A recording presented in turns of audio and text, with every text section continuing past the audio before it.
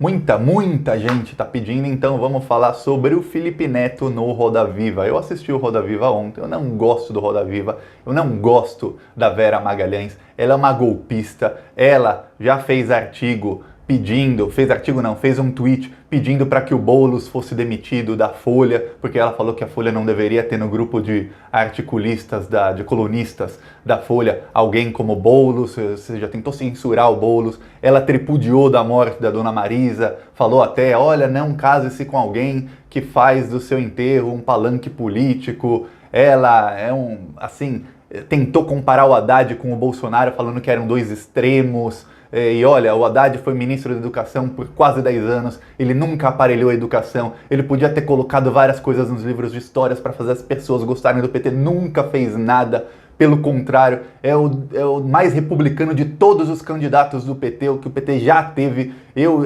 inclusive, critico o Haddad por ser republicano demais da conta.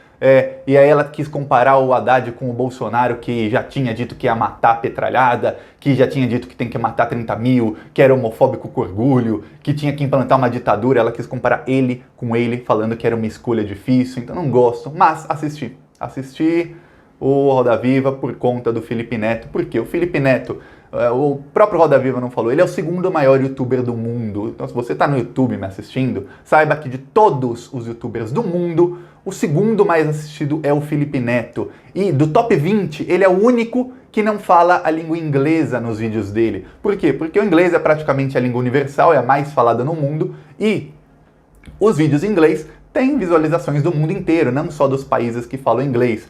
E o Felipe Neto falando português, ele é o segundo maior do mundo. Imagina se ele falasse inglês. Esse é o tamanho do fenômeno que é o Felipe Neto. Ele tem mais seguidores no Twitter do que os 4 Bolsonaros juntos, do que o Carluxo, o Flávio, o Eduardo Bananinha e o Jair. Os 4 juntos não dão um Felipe Neto. É só para ver o tamanho da influência que tem o Felipe Neto. Ele, há alguns dias, ele fez um vídeo convocando todos os youtubers, artistas, toda a classe artística, influencers, a dizerem qual é a sua opinião política. Não precisa falar que você é contra o Bolsonaro, só diz se é contra ou a favor. Porque a partir do momento que o Bolsonaro começou a falar contra a democracia, todo mundo deveria se pronunciar. Você é contra ou a favor? Porque eu quero saber se você é contra a democracia ou a favor da democracia. Porque se você for contra a democracia, não dá mais.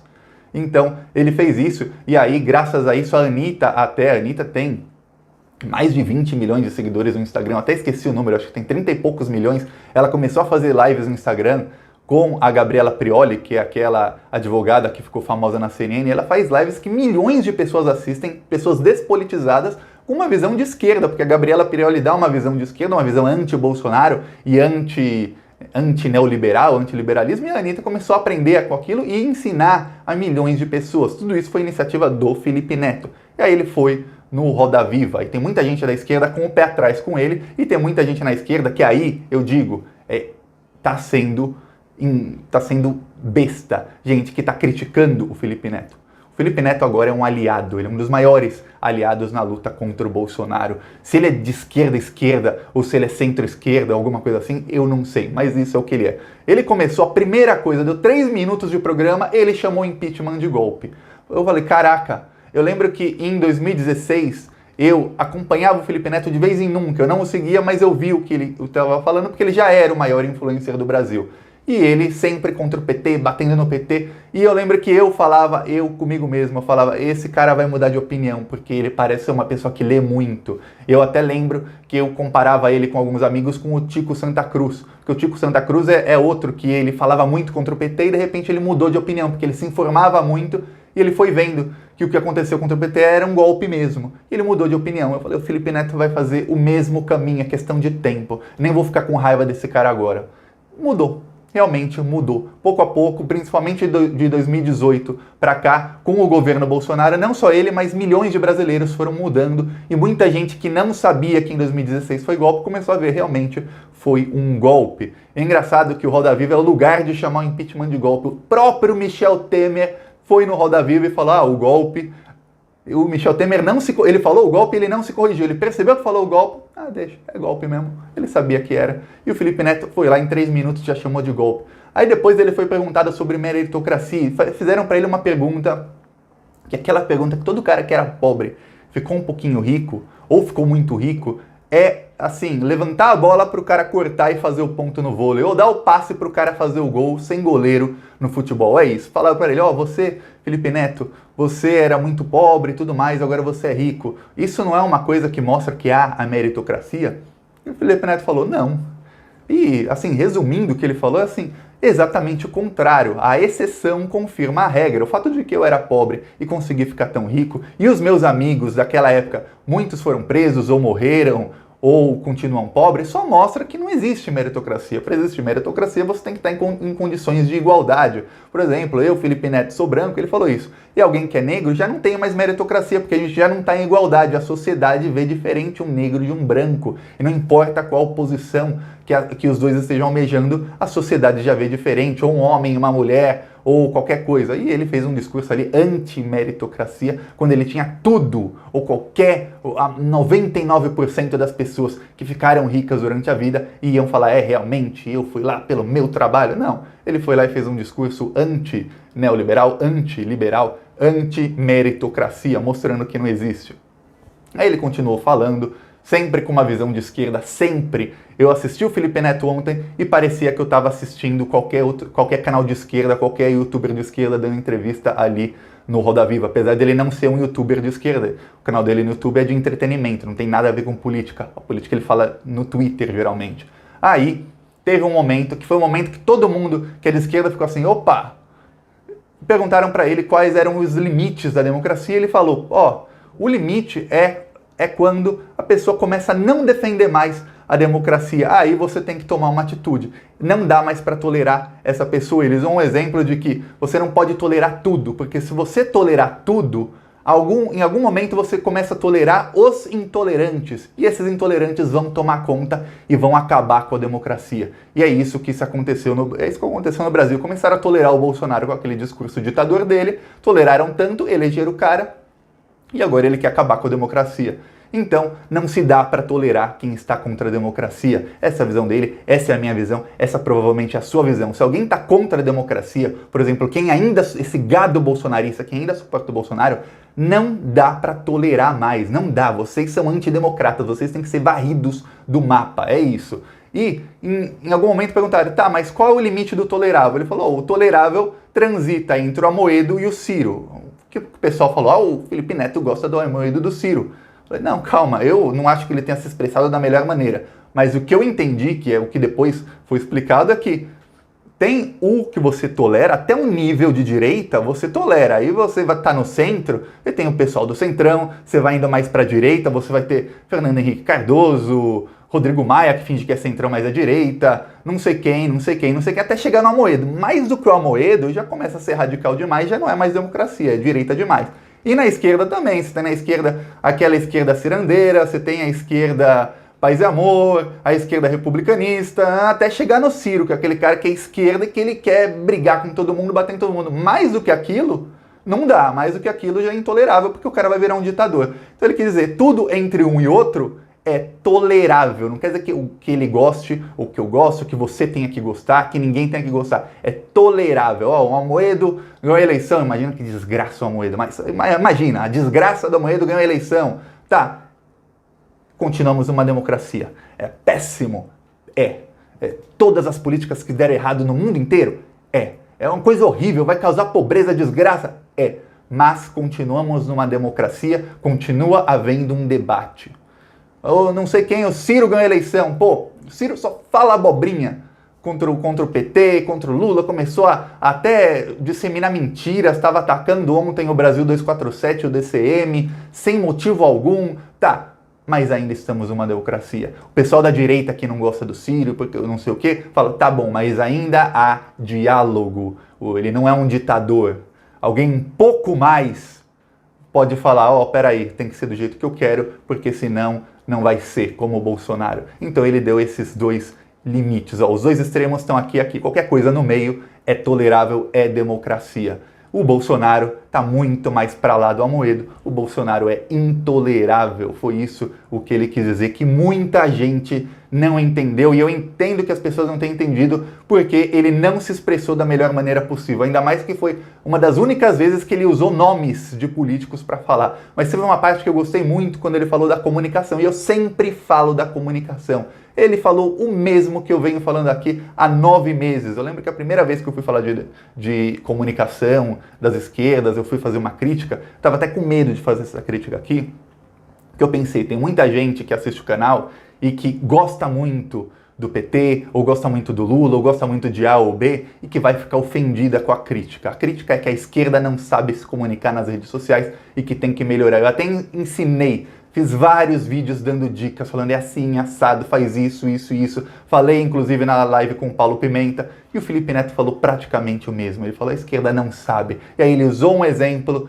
e eu, que tenho contato com alguns assessores do Lula há muitos meses, tento fazer entrevista ou live com o Lula desde janeiro, e não sai de jeito nenhum. O Lula faz live com qualquer rádio lá do interior do Acre, mas não faz uma live com os youtubers jovens. Não sei porquê. Se você quiser que ele faça live comigo, Samuel Borelli, João Antônio, Rony Teles, Rogério Netablian, o Portal do José, a gente todos já tentamos. Não faz. Quiserem, vão lá. Quem quiser vai lá e pressiona o Lula no Twitter dele, que os assessores dele vão ler. O Felipe Neto falou, o Lula tinha uma chance de comunicação inigualável quando ele saiu da prisão. O Lula podia se comunicar, ele saiu como se fosse um Nelson Mandela, aí quem está falando não sou eu, não foi ele. Ele só falou, ele teve uma chance inigualável e ele desperdiçou. Se ele desperdiçou, a culpa é de quem? É do Lula ou é de toda a assessoria de comunicação do Lula? Toda.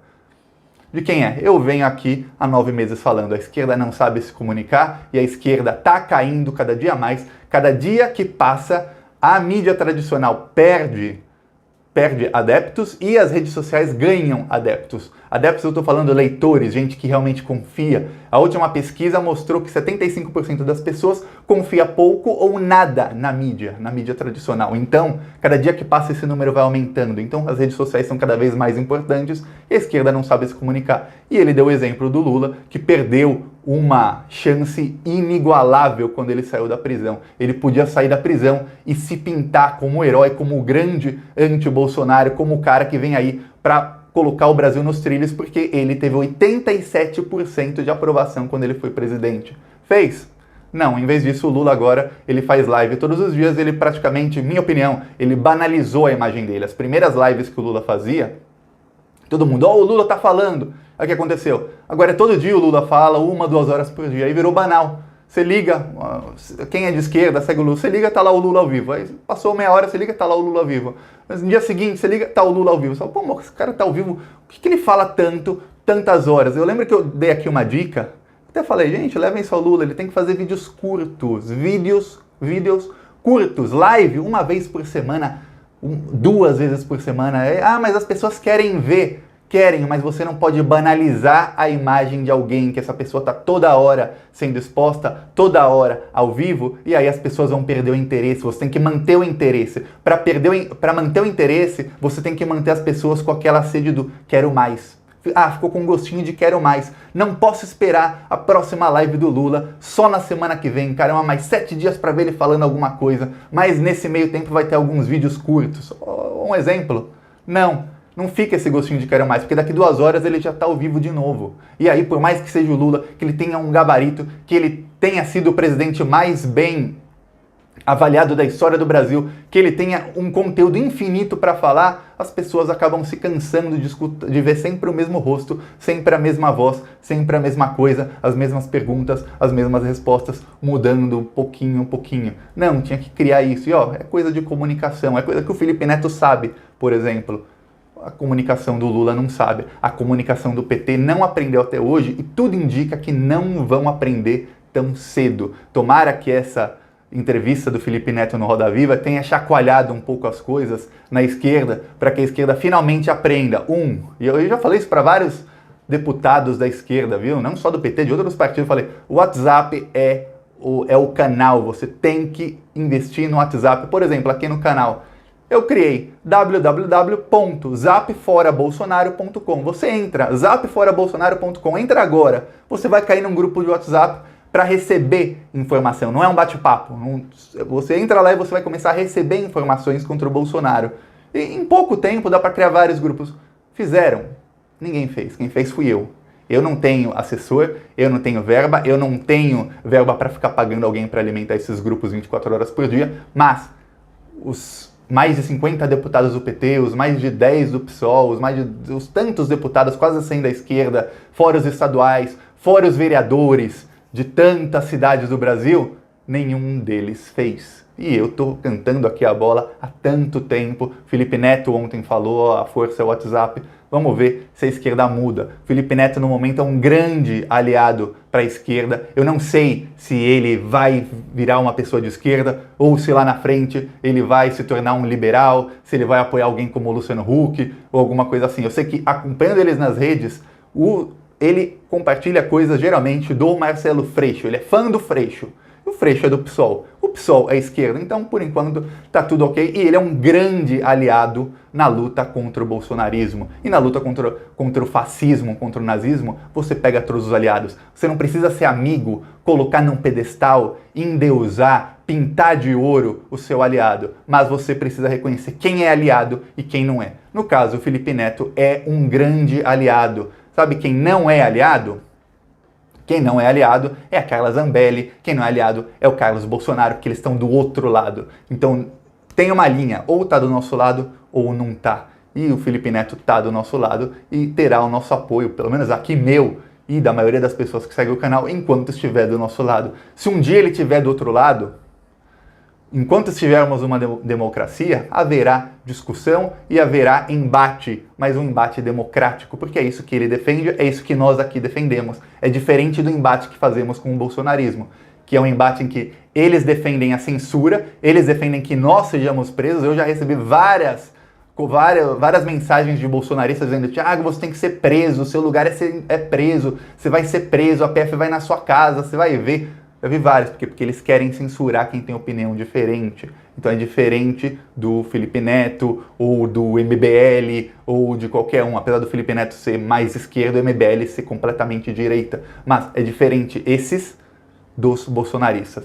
Você gostou do vídeo? Tem algum comentário a fazer? Comenta, curte, compartilha e se inscreve no canal. Vamos pra cima do bolsonarismo. Falou!